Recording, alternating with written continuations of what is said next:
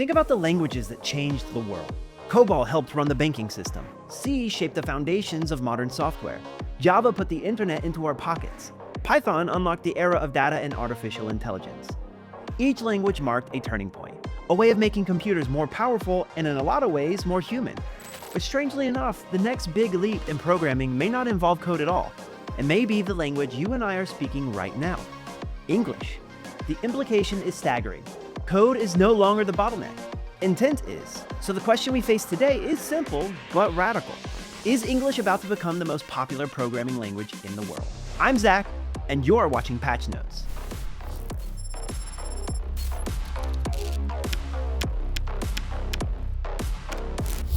Quick shout out to the team behind the Shoot video deck. They're the folks who wrote, shot, and produced this whole thing.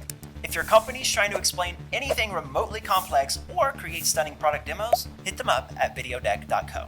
All right, let's get into it. In July of 2025, industry analyst Josh Bersin made a bold claim. Prompting is the new programming. He argued that writing instructions to AI in plain language is no different than writing code. Just as spreadsheet formulas empowered non-coders in the 1980s, prompting could become what he called the macro language of the decade. And only a few months earlier, AI pioneer Andrej Karpathy had coined a term that captured this cultural movement: vibe coding. A way of building software not by typing every line, but by describing intents, letting the AI generate code, and refining it through conversation. Within weeks, the phrase had spread across developer forums everywhere, and by March, it had even entered Webster's dictionary. And with that, the cultural shift was clear. Prompting had become the new programming. But how far has this shift really gone? The numbers tell the story well here. By mid-2025, a Stack Overflow survey found that 84% of developers were already using or planning to use AI coding tools, with over half saying they use them every day. In the United States, adoption climbed even higher. A GitHub study reported that 92% of American developers were working with AI assistants in their daily workflow. Researchers analyzed 80 million GitHub commits and discovered that by the end of 2024, nearly 1/3 of all Python code in US repositories were generated by AI. The developers who leaned into AI, using it for roughly 30% of their work, actually shipped more, with a measurable 2.4% increase in quarterly commits. That may sound small, but across the global industry, it adds up to billions of dollars in productivity gains. Meanwhile, performance benchmarks are soaring. In April 2025, the Financial Times reported that AI coding systems had jumped from just 4% accuracy in 2023 to 69% accuracy on a standard software engineering test. And at Microsoft, Satya Nadella revealed that more than half of the company's code was now generated by AI. So now here we are. The chatter is over. This is happening. So what does vibe coding actually look like? Imagine you're building a new app. In the old days, you'd open a text editor and grind through every line. Today, you open an AI assistant and start talking. I need a login screen. Connect it to a database. Make the button blue and centered. Now, add the notification when the user does this. The AI writes the code, you steer it with prompts, and if it breaks, you just tell it where it went wrong and it tries again. Karpathy himself described it simply: I don't read the diffs anymore. I just see stuff, say stuff, run stuff, and it mostly works. For many developers, this feels liberating. You can explore ideas at a pace that once felt impossible. And for people that never really considered themselves as coders, suddenly building software is within reach. But there's a catch.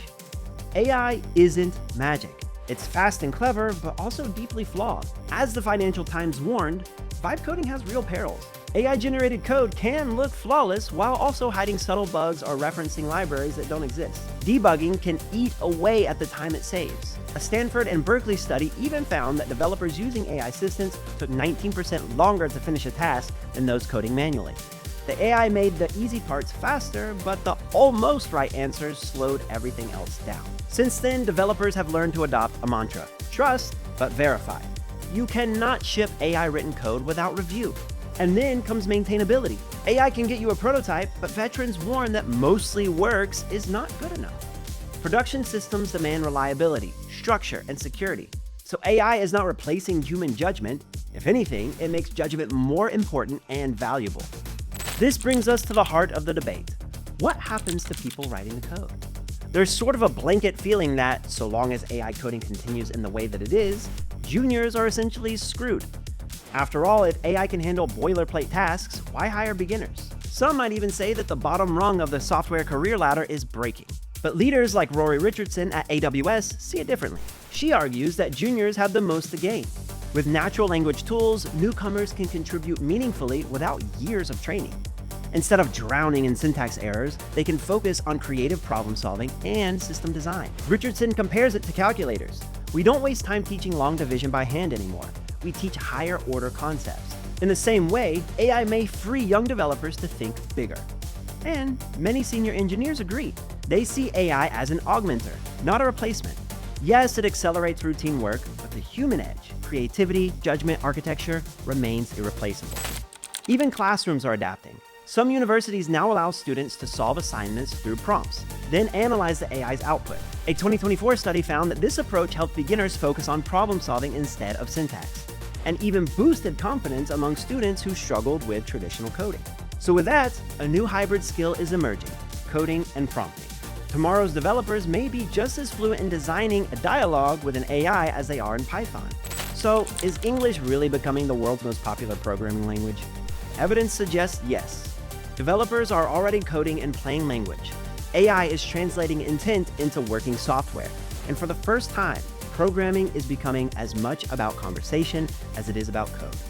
But English won't erase programming languages. It will sit on top of them, a new layer of abstraction. Just as Python replaced much of assembly, prompting is beginning to replace much of the day-to-day typing. The future of software development looks more accessible and more ambitious. Solo founders may speak ideas into existence. Teams may iterate at lightning speed, and millions of people who never thought of themselves as coders may start creating software simply by telling the computer what they want. The next programming language won't come from a new compiler, a new framework, or even a new syntax. It'll come from the common dictionary. I'm Zach, this was Patch Notes, and I'll see you in the next episode.